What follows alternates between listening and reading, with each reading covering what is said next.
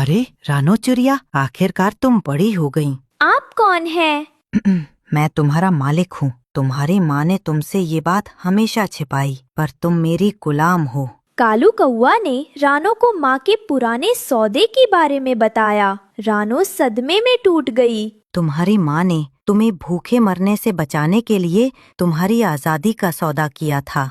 अब तुम मेरी गुलाम हो। कल से तुम मेरे खेत में काम करोगी। ये झूठ है। मेरी माँ ऐसा कभी नहीं कर सकती। सौदा देखो, तुम्हारी माँ ने खुद दस्तखत किए थे। वो पूरे दुख में मरी क्योंकि वो कर्ज चुका नहीं पाई। रानो का दिल टूट गया। उसे अपनी माँ के खामोश दर्द का सच पता चला। रानो मदद के लिए अपने दोस्त गधा चाचा और तोता परिवार के पास गई।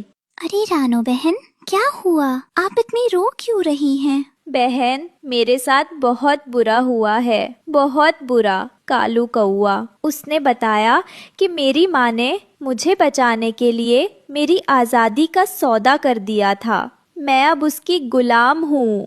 क्या? कालू कौवा?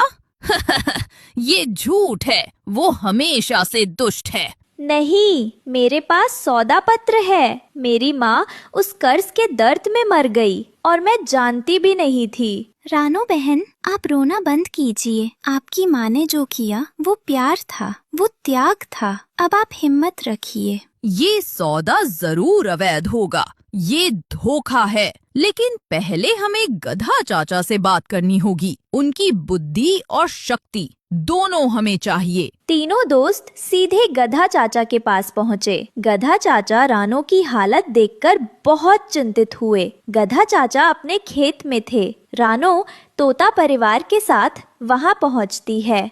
रानो, क्या हुआ मेरी बेटी को? हरिया, सब ठीक तो है? नहीं चाचा, कालू कौवा ने रानो की माँ के पुराने कर्ज पर रानो को गुलाम बनाने की धमकी दी है। हाँ चाचा, मैं अपनी माँ का अंतिम दर्द समझ गई। मैं वो कर्ज चुकाना चाहती हूँ, पर मुझे रास्ता नहीं दिख रहा। मीना बहुत ईमानदार थी। उसने ये सौदा तुम्हारे लिए किया था। हम तुम्हारी माँ के इस महान त्याग को बेकार नहीं जाने देंगे। हिम्मत रखो रानो, हम सब मिलकर इस सौदे का कोई रास्ता निकालेंगे। हरियाली तोती और हरिया कानूनी पहलू देखेंगे। मैं बल और शक्ति से तुम्हारी मदद करूंगा। हमें कालू कौवा को दिखाना होगा कि प्यार का कर्ज उसके लालच से ज्यादा बड़ा होता है। दोस्तों की सांत्वना और एकजुटता से रानो को थोड़ी हिम्मत मिली, लेकिन माँ के दर्द और गुलामी के डर ने उसके चेहरे पर गहरी उदासी छोड़ दी थी।